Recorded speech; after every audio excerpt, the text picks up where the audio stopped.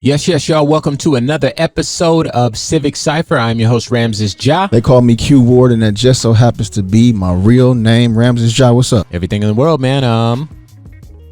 Yeah, man. I've been waiting on this one.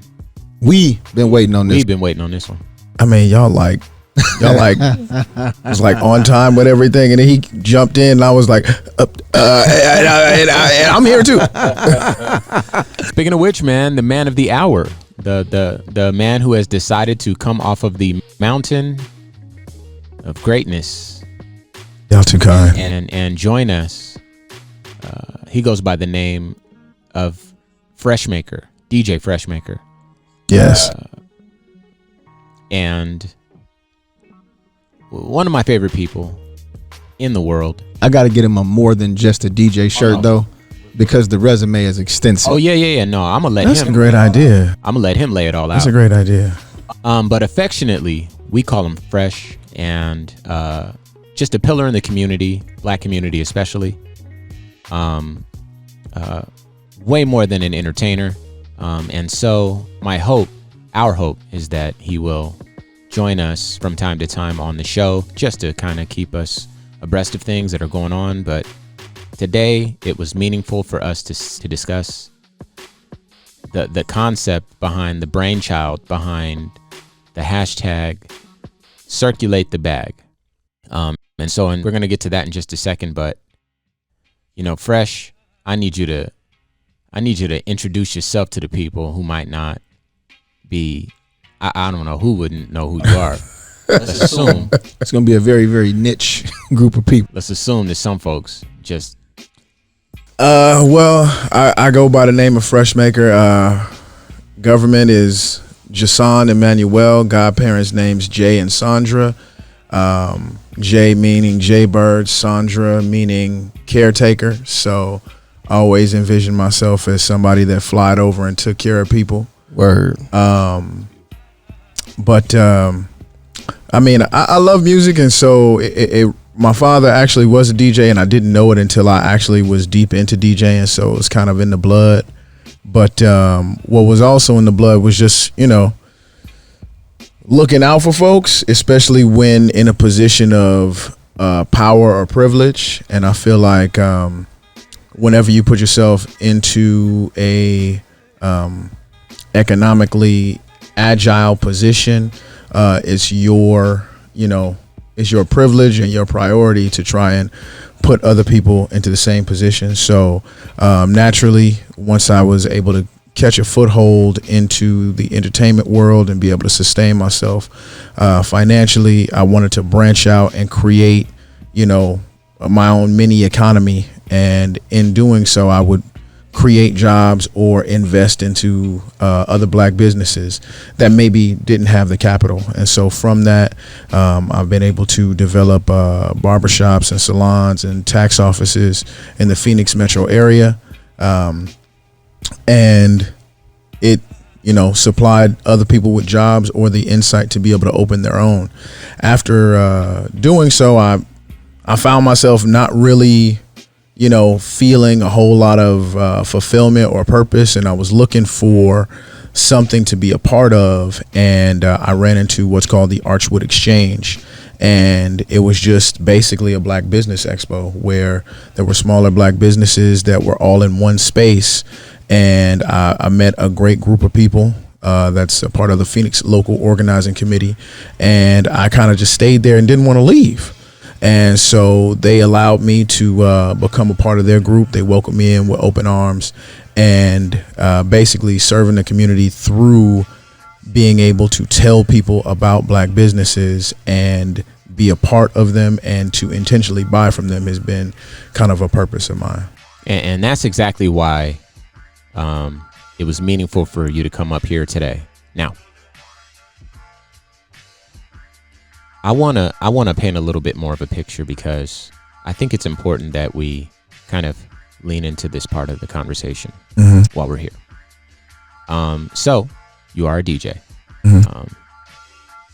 at many nightclubs in the city, but as Q mentioned, that is a very limited view or description of who you are. Yeah. And I think that along with DJ event host is another tool in your tool belt, because a lot of folks might just know you for just keeping a party live and keeping the club moving. And there's a huge part of, at least in the city where we live in Phoenix, the black community, because it's a very small community in this city, huge part of it that goes through your events wherever they may be. Right. So there's lots of people who have maybe seen you on a microphone, don't know that you DJ, or maybe seen you DJ and don't know that you're on a mic. But also, as you stated, you're a businessman. I know you to be a entrepreneur. I know you to be an activist. I know you to be a what's the word I'm thinking of? Philanthropist. Yes, that's the word. I was gonna say that. Thank you, brother. I'm glad we all aligned. Oh no. I wasn't gonna forget. We got to talk about that. That's what I was looking for. Among other things, and just a presence. And I think it's important to mention all those things, because when we talk about these fiscal-based initiatives, it's important to know that a person like you who has achieved a degree of fiscal success or independence, for you to come back and try to empower people who have not reached that place, not by handing out money, Right. but by teaching and by leading by example and by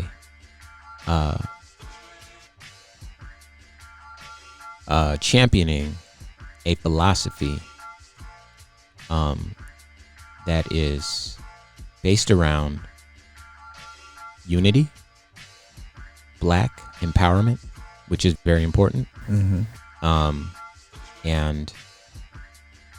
independence. That is something that a lot of people who've achieved the type of success that you've achieved, they never come back and do it, innovate. They don't do it that way. They might give their cousin, $10,000 to start a car wash or something like that. But in terms of like really, like I said, championing a new philosophy, I think it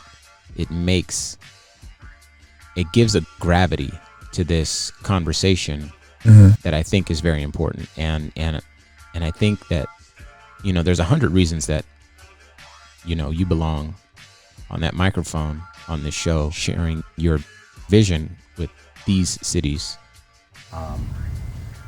But for people to know exactly who you are and where you come from, I think that, again, it gives it a little bit more gravity. So with that said, I want you to talk more about Circulate the Bag. Okay. Yeah. So, I mean, it's a bunch of different places that you can start, but I feel like well, let's start here. Let's start with where did the idea come from? 'Cause I know it to be a hashtag and a concept, but where was that born? I would say the anger of our community's addiction to consumerism. Speak on it. And the anger at not being taught the historical lesson of Black Wall Street in school. So you notice that there's a lot of things, like once you're an adult, you're like, damn, y'all didn't tell me that. Or you have to relearn something, or a story was told to you as a child in order for you to be able to grasp it or to keep your innocence, right? So obviously the story of Black Wall Street is just, it's a beautiful story until, of course, the massacre, and then it's just like something that you wouldn't want to have to tell a child. But not being taught that in grade school and then learning about it, as an adult after 30, you're like, the idea comes along that it has always been possible for us to be together and to focus solely on passing each other the ball and scoring. I feel, as far as just a couple of parallels or comparisons when it comes to our community and spending money, oftentimes if spending money is like being in a basketball game, we get the ball and we barely dribble past half court before we pass it to another community. Yeah. You know, so like we never pass the ball to ourselves in order for us to score and then cut another community off as if to say, hey, we have something for you to buy it from us, get the ball again and then score again. And scoring meaning like reinvesting back into our community, right? Sure. So that, and then one more parallel would be like basically in hunter-gatherer days, right? Okay. You would have a tribe that would follow their food source, right? Wherever the herd went. I feel like often as Black people, we are the food source for a lot of other communities. They basically follow to where we are, set up shop, and hunt us through gouging us for dollars. Yeah. So I feel like culture. Exactly. So I feel like if we were our own hunter, if we were our own offense and defense, you know, we would be able to put ourselves in a position to where we could fortify and uplift, basically continuously reinvest.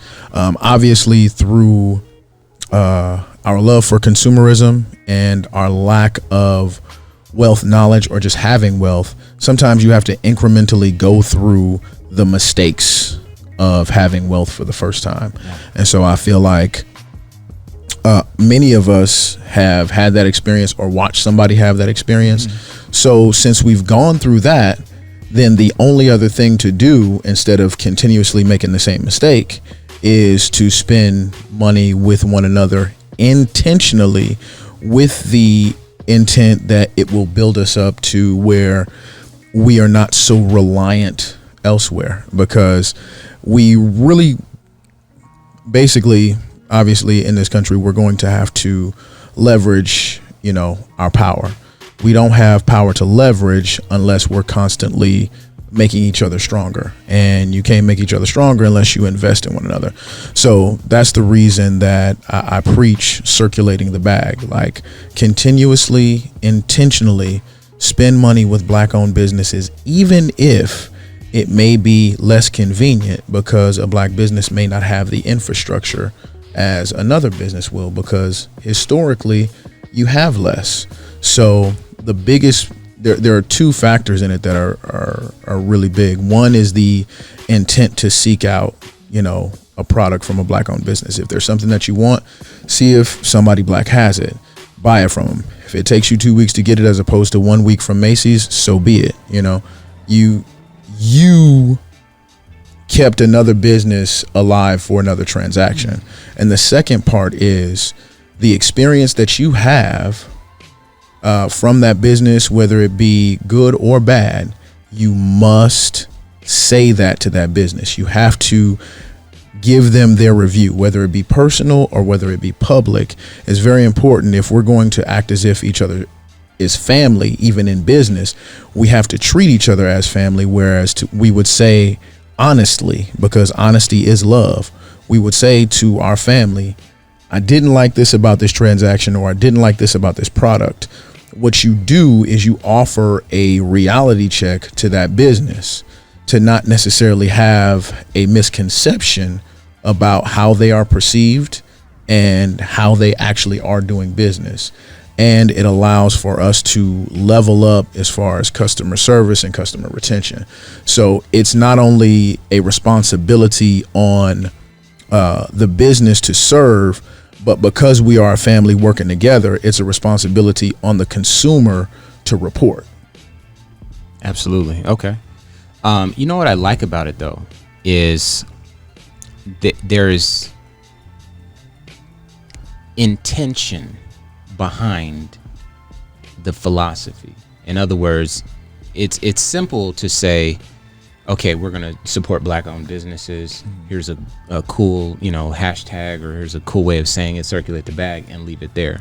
But I like the second part where you say, okay, no matter what, positive or negative, we're going to give back feedback so that we can actually grow and learn. And I think the education and the experience that we're able to draw from enriches the businesses in a parallel capacity. Yeah. And so it's not just fiscal, it's also educational. And that's something that, a place like Macy's, if we're going to use that example, they have a wealth of transactions to draw from. They have buying power. They have, marketing dollars. Exactly, et cetera. So a smaller business, the way that they're going to, keep the fight and to survive is with information about their customers, what their customer base likes, and then super serve their customers until they get to the point where they are a Macy's, or until they get to the point where they are a Walmart or whatever it is, and can play on equal footing. But even then, I think it might still be necessary to support Black businesses, not just financially but also with your feedback. Any chance there's an opportunity to teach somebody, pull someone aside, whatever the case is, or just to support somebody, I think that's important. And while we're on the subject of support, I know I'm gonna switch gears here. I'm so sorry, Q. I'm sorry, Fresh. I'm gonna switch gears here. Please do yourself a favor. I tell you to follow me. I tell you to follow Q every week. Follow Freshmaker's social media. It's at the DJ Freshmaker. Put a post up. And while we're talking about supporting, and I forget what the post was, but it was I think the police were involved with somebody, and there was a man kind of just filming the encounter with the police. Police were like, hey, why are you filming us? There's nothing going on here. And the guy was like, man, I'm just minding my business. I'm filming it.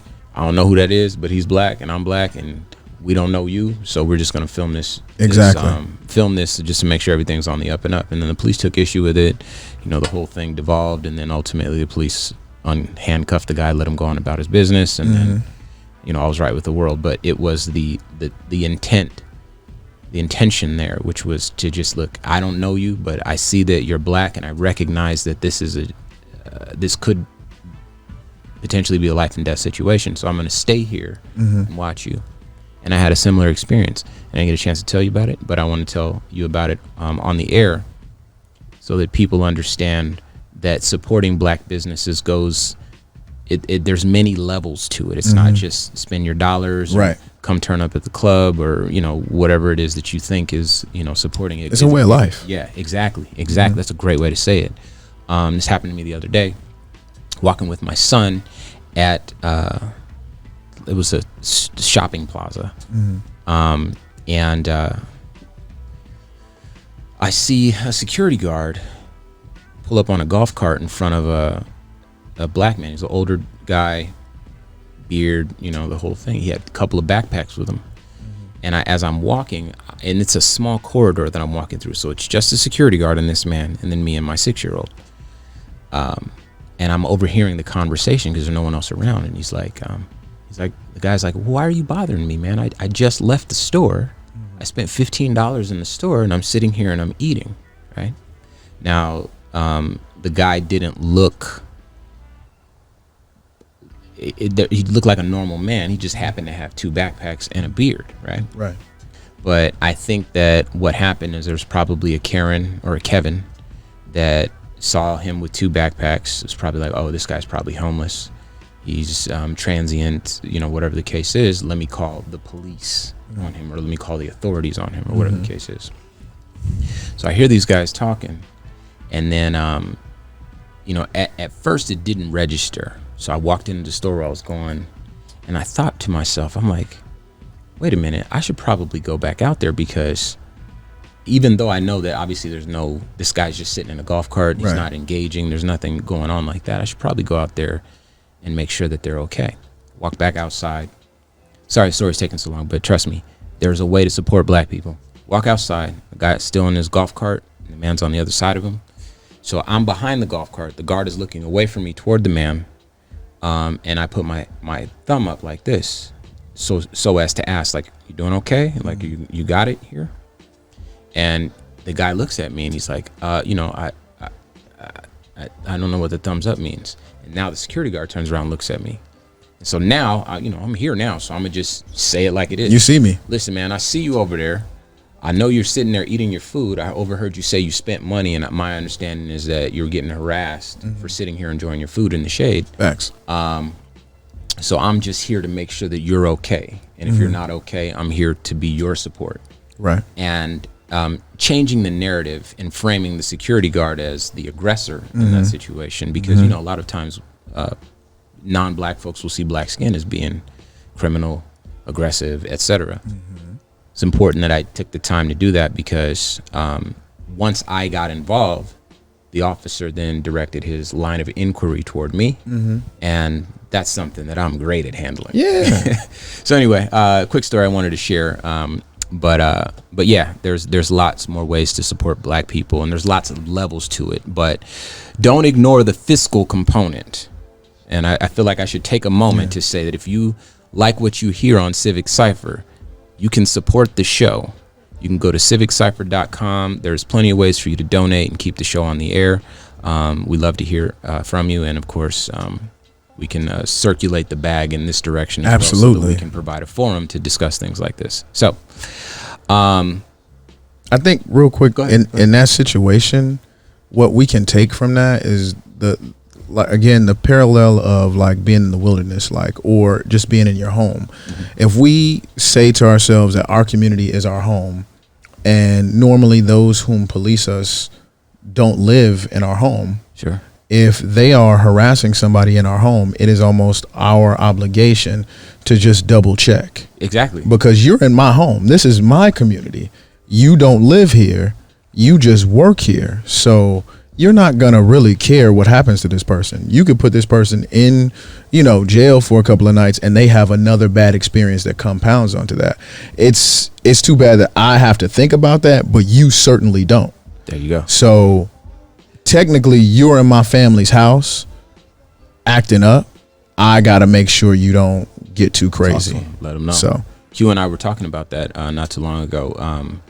We were talking about the Panthers and the way the Black Panthers originally, their original call to action was to police the police.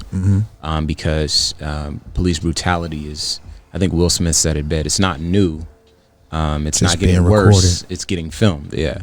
So, this historically has been a problem for black and brown folks. It's always, there's always way, like you said, it's a philosophy, a lifestyle when it comes to supporting black people. Now, I do want to ask the question, just because I feel like there's a lot of folks who are allies, white allies, brown allies, Native, Asian, Muslim, allies of black people, fans of black culture, but also allies. They're there when the going gets tough. And those people might not really have all of the details. They might hear, okay, we should support black businesses, but not know the why. And that's something that I think that you can expound upon. Why is black commerce important to the black community? Well, not only important to the black community, but important to America and the utopia that it tells itself that it is. Very good. So, that utopia never can actually really exist unless you have equity, equality, and a narrowing of the racial wealth gap, right? So, if you understand your racial wealth gap is based primarily on slave labor and Jim Crow and financially castrating black people over maybe 150 years after slavery is, abolished, right? If you understand that privilege is there because of that, then as a moral country, you would say to yourself, well, I need to do something about that because I'm in a position of power. However, the question becomes, what do you want more? A equal utopia or your privilege? Right? So if you want your, and this is where the rubber meets the road, really. If you want your privilege more, it will show, because there's only a couple of questions that need to be asked, and it's like, oh, okay, so you like shaking my hand, you like hugging me, and all these other things, but if we were to have the same opportunity, it would become more warlike to you. And so it's a moral failing. Right. So the importance of supporting Black business brings you closer to that utopia. It brings you closer to the opportunity of Black people being able to operate not only with the freedom to be in their communities, but the liberty to grow outside of them. Right. So right now, like, Black people, basically, if they stay within the bounds of certain economics, they're not necessarily questioned. I saw a great video by a young lady who said she just recently bought a Porsche Cayenne. And did you guys see that? No, we actually go ahead. Somebody got a Porsche? We had a similar experience purchasing the same vehicle, so that's like a trigger. So I'll tell you about it. The young lady, she bought this car, but she noticed that in her interactions with white people, it was often, how do you have that? Or what did you do to get that? And she said to herself, this is why supporting Black business is so important, because you need to get used to living and thriving instead of just living and surviving. There you go. Right? So when you live and survive, you expect to have the bare minimum. So when you work to get above it and people question you about it, you dumb it down because you don't really want to deal with the interrogation. But what that really is, and I have to battle this within myself. Yeah, it is your own anti-Blackness. You are dumbing yourself down for the safety of somebody else's white fragility. So what you have to do is own it, not code switch, and just be yourself in the moment. Like, yeah, I got this car. I work hard. Anything else? We'll take that out. And oh, sorry. And keep it moving, but be unashamed. Sure. And so that's another thing that's important about it, because if you get into a position of thriving, you need to be used to thriving. So then you pass on that energy of thriving to either your seed, your neighbor, your friends, whatever. It's customary for you to thrive. And when somebody asks you how you're thriving, only because you don't look like them, you rightfully take insult. And when you rightfully take insult, you are having a teaching moment with them, because they're like, oh, I wouldn't have asked anybody that looked like me that question. That was a little supremacist of me, wasn't it? Yes, it was. But it's important for you to know the lesson that you have that in your blood. It's inherent, just like I have anti-Blackness in mine. And so the more that you can be in the same space, understanding like we're going to be different, you're going to feel some different things, and you're going to need to let me know whether you can deal with that or not, because I'm not changing. I'm only going to grow. But that was a little bit long, but back to Black and brown allies that need to know the importance of it. Just the history of it, just the realness of it. Prior to 1965, there's pretty much only white and Black people in the country, right? And from a political perspective, especially. Yeah. Yeah. And so, Civil Rights Act of 64 allows us to basically be treated more human, right? But again, more human, right? Like closer to human, not full human, not equal, but let's move just a little treating bit them more like people, right? So what that is Black ascension, and normally Black ascension leads to some people feeling not so comfortable about it, because it means you are going to be closer to me in this socioeconomic totem pole. So, and it's my theory and the theory of my mentors that there was never a immigration act to bring anybody else or allow anybody else in this country until after that happened. So basically, when Black people begin to ascend, you need a buffer class that's going to keep a form of segregation. So now, Civil Rights Act 64, Immigration Act 65, and now you have anybody. Now, all your immigration acts before in 1917, 1924 were only for European countries, only. Not until 65 is it like, okay, everybody can come. And to me, what that looks like is you're getting close to me. I don't like that. So, and I wouldn't dare put it past, politicians that enjoyed a time of Jim Crow to think of doing something like that. Because if you think about it, anyone who's coming from a country that dreams of being in the United States, when they get here, this is like a form of heaven, right? This is utopia. Right, exactly. They made it. This is it. Right.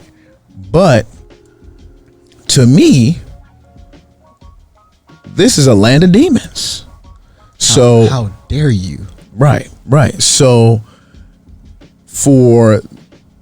then you can create the straw man, like, why aren't you doing as well as everybody else that comes here? Well, everybody else that comes here, bless them, this is like heaven to them. And for me, I'm waiting in line for my debt. Not only that, but I'm also trying to survive the onslaught that comes from being threatened by my own ascension. So we're fighting on multiple fronts. Your ascension is going to be very incremental. So the reason that it's important to pay attention to Black business because of that is to understand that Black people are fighting a war on multiple fronts, and oftentimes those who have come from other countries are going to be more likely to assimilate and be totally okay with that, and that's fine. Not only they're going to be able to assimilate to American culture, but they will have the liberty to preserve their own. Whereas for us, our own culture is a threat unless it is palatable and able to be you're able to make money off of it. Exploited. Marketed and exploited. Right. So if somebody else is able to make money off of it and we're not, because if we do, then we reinvest and become more powerful, then it's okay. I think that there's something to be said about that. Now, the example that you gave, so Q and I have been friends for a long time, and Q always tells me about Detroit. Mm-hmm. And Detroit, there's a lot of Black folks in Detroit. Motown. I know you're from Chicago too. Yes. So Chicago is another city with a huge Black population. Mm-hmm. I grew up in Southwest California and Arizona. Mm-hmm. So there's certainly Black communities, but in terms of like a Detroit where it's a significant amount of the population, that it is not. Mm-hmm. But what was life like in Detroit when you're from 7 Mile So what's that like as far as black businesses and black entrepreneurship and so forth? Because I think that might kind of, at least for black folks, be a bit of a utopia. So first of all, it was a fantastic experience, except I didn't realize it was a unique experience, right? So the gift and the curse was that the preparation to go out into a world where black people aren't attorneys and doctors and business owners and the pillars of the community was strange. My first racist interaction, I was essentially an adult. I was 17 years old in college for the first time that somebody who didn't look like me looked at me like I was strange and looked down on me, and not in a way where they felt sorry, but in a way where they felt I was beneath them. And that may be a story for another time, but you have to know, like, my older brother, all of his friends owned all of the businesses in our neighborhood: the barbershop, the beauty salon, the beauty supply store, the record store, the liquor store, even the national franchises. My brother went to high school with the people that owned them. So the KFC, the churches, the Little Caesars, whatever it was, those people, I could call them by name when I stepped into their establishment, and as my brother's little brother, be treated like I was family. So all of my teachers, all of my classmates looked like me. And that was the experience growing up in Detroit, Michigan. It wasn't until I left Detroit, went to college in Bowling Green, Ohio. My first day on campus with students there, because I played football, so we were there a few months before everybody else arrived. But when the student body arrived, I remember getting on the shuttle to ride from the stadium back to the quad, and a group of young ladies got on the shuttle, and there were 4 of them, and there were 4 seats left, and one of them was next to me, and one of them decided she'd rather stand than have to sit next to me.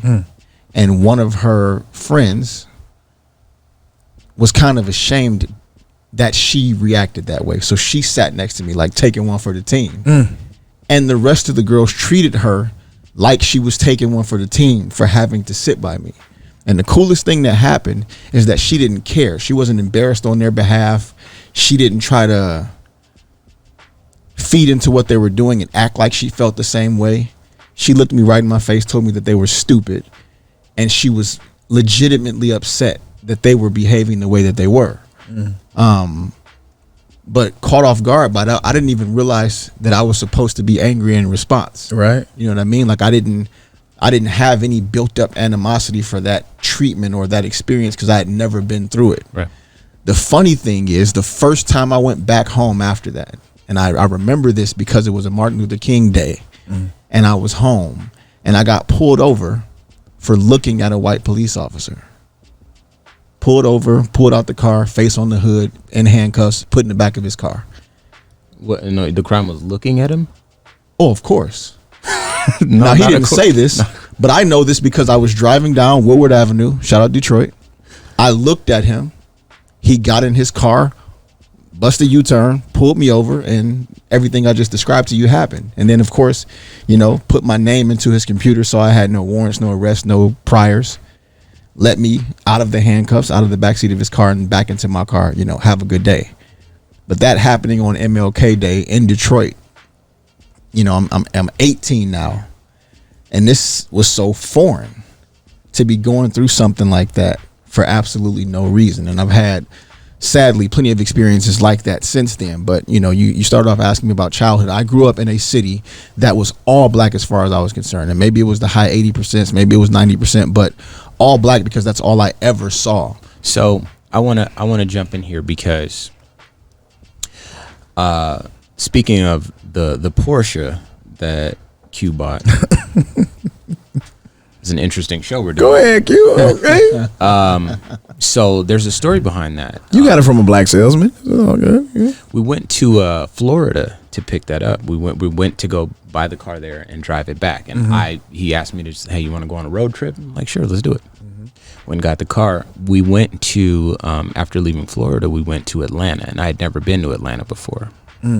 And the example that you gave, where people are so wowed by black people who have accomplished something and how that shouldn't be normal, that should be common.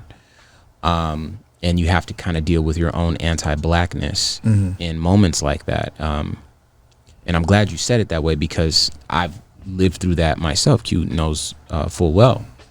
We went to his cousin's house, and house is not the right word. It's not the right word. That was there was not a single house in that neighborhood. No, those were mansions. Gotcha. Bonafide. Gotcha. And you know, the houses might get built a little bigger on that side of the country, or in that particular city, or whatever. Maybe it's the construction, maybe whatever. But the cars don't lie. True. So if it's Ferraris, and you know, if I just think it's a big, no, those are bona fide mansions. Gotcha. You know, there's and everybody had nice car. Every house was gorgeous. Everything was beautiful. Yeah, the Porsche didn't stand out at all. No, not at all. And it was like, well, just park it on the street, like it's fine, you know. That's how it was there. Right, but, right. So for me, it was very, very much eye opening, especially when he told me. What a kicker! Tell me what he told me, Q. Every one of his neighbors is black. Never seen anything like it. No. And I mean, it's a subdivision. Every house, He said 100%. in the entire neighborhood, the people look like us.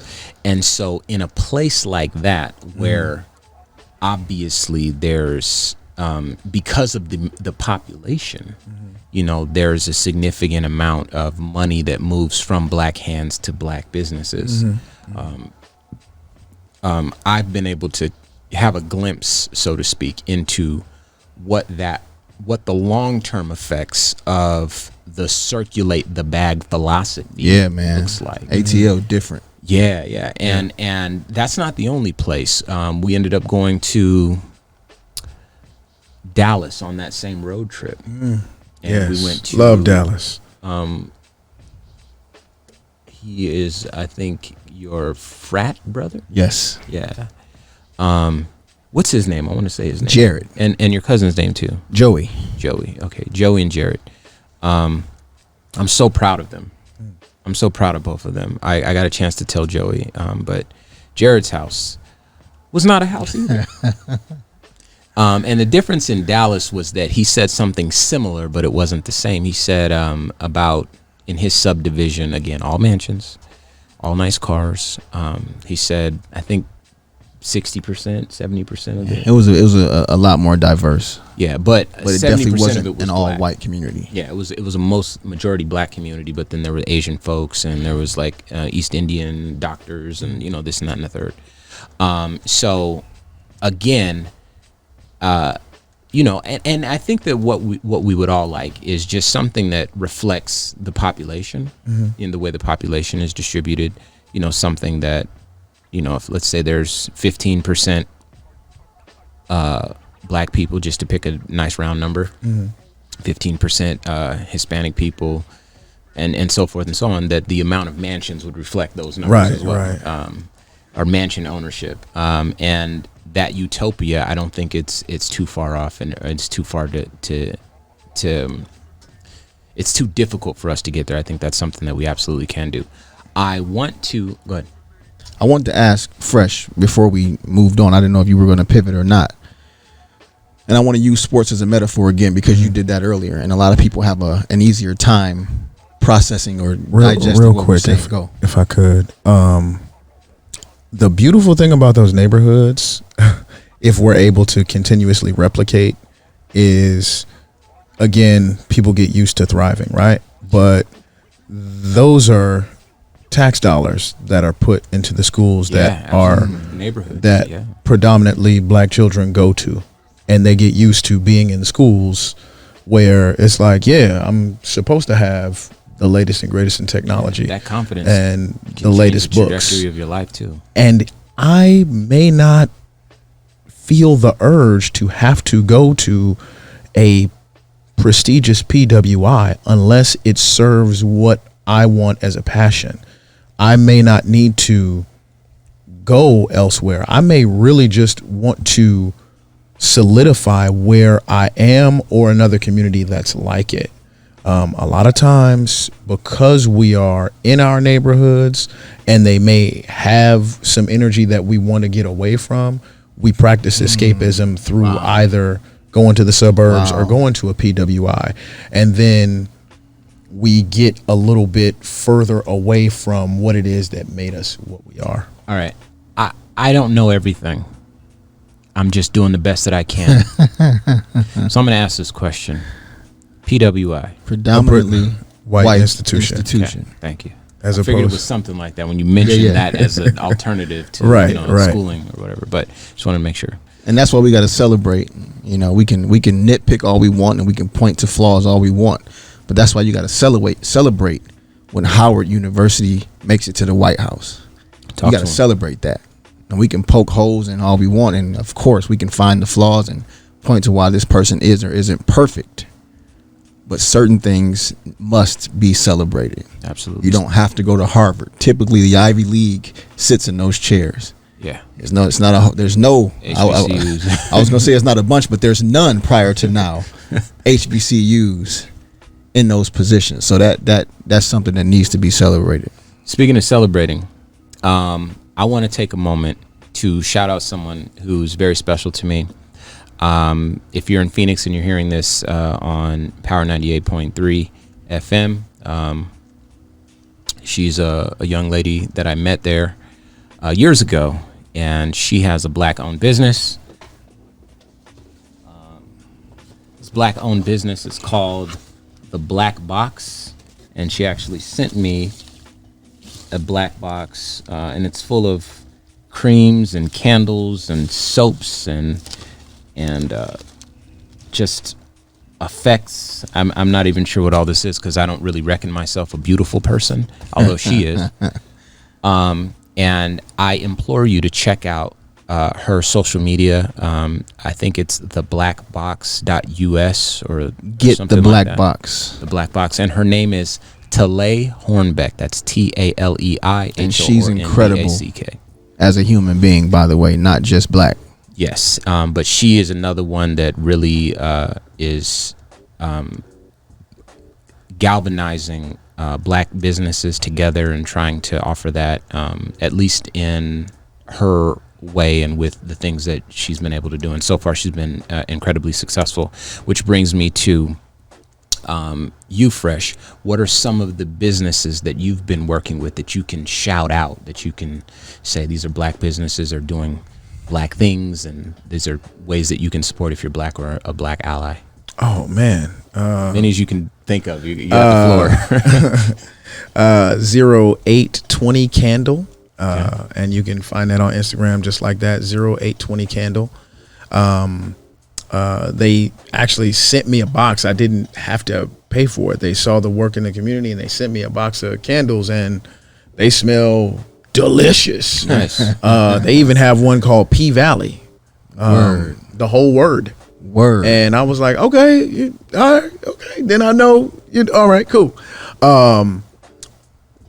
There's also Fulani Malik, Fulani, Fulani Malik, has some of the best handmade jewelry that you've ever seen. And it's normally copper infused with crystals. And I've seen you wear that. yeah, I think. those are fly. Thank Those you. are real fly. The gentleman pretty much, he makes jewelry on the spot, like whenever he's doing an expo, and he will implore you to read about the crystals that you're picking up or looking at, so you can learn more about them.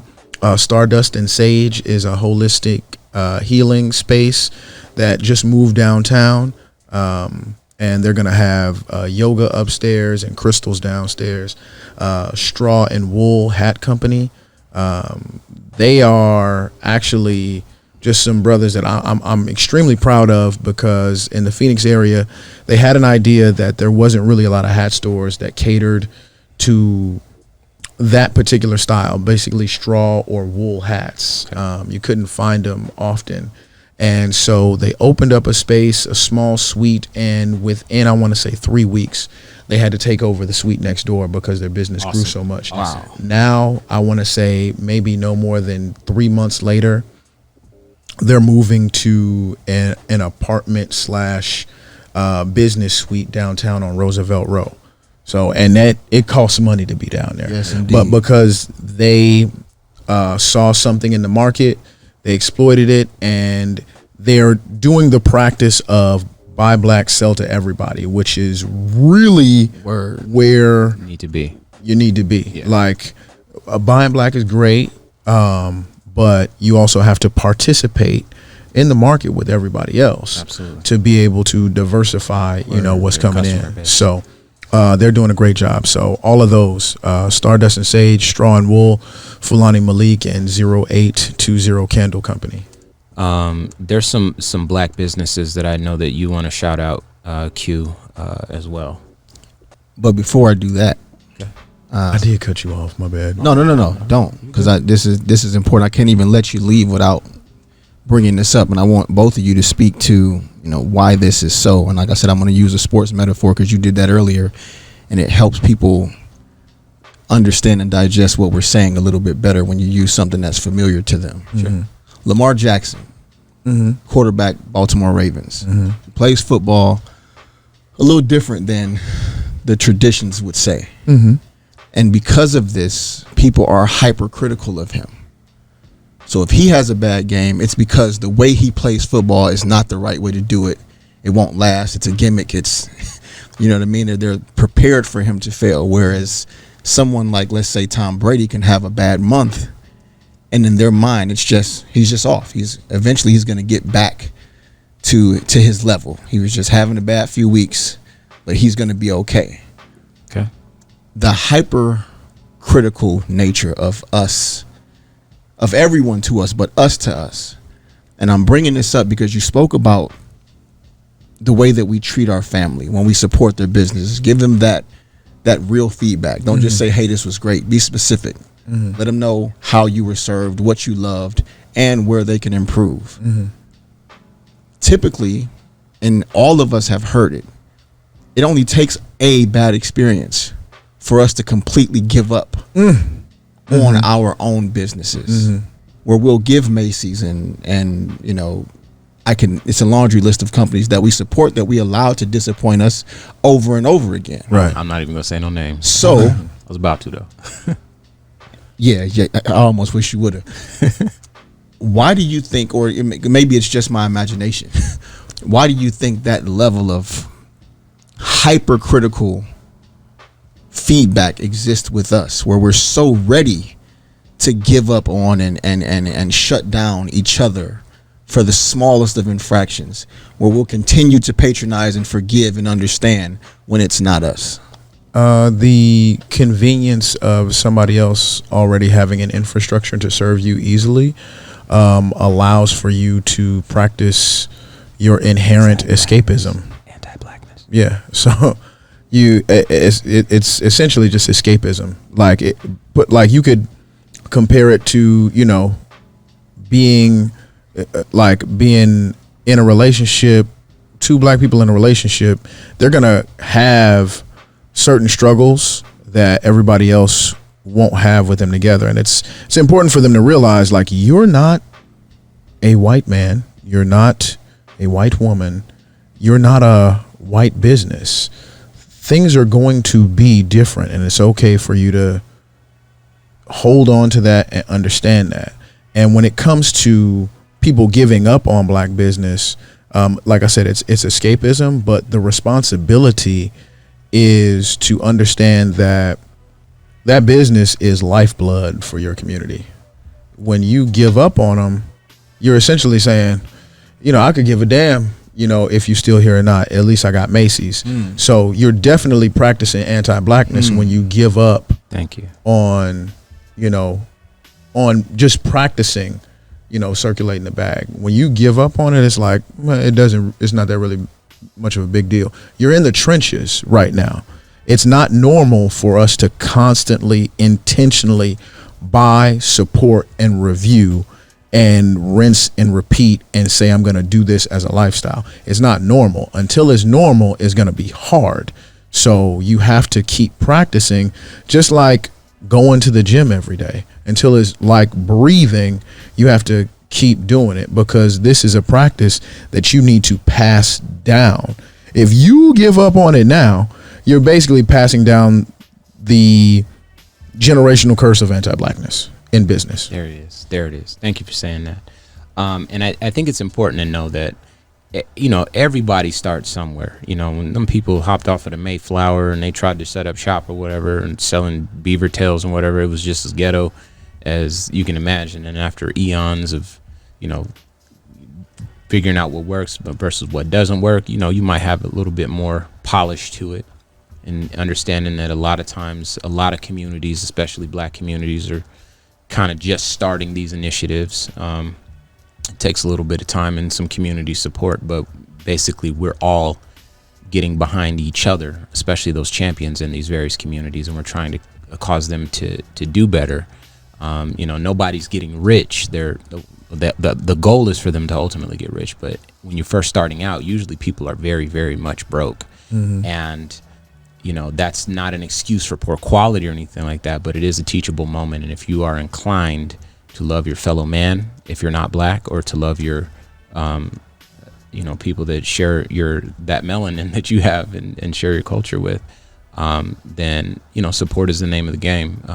And if it's still difficult for you to wrap your head around that, then you really need to kind of really figure out where your morals are and where you stand. I do want to say this though, because this show always goes by too quick. I do want to shout out to other black businesses. One is a clothing company. It's called Unlucky Weirdos. And Q, you know a little bit more about that. I want you to shout out the website and the social media for those guys. Yes, unlucky-weirdos.com and Unlucky Weirdos on your social medias, Instagram, more specifically. It's where a lot of time and resources are spent.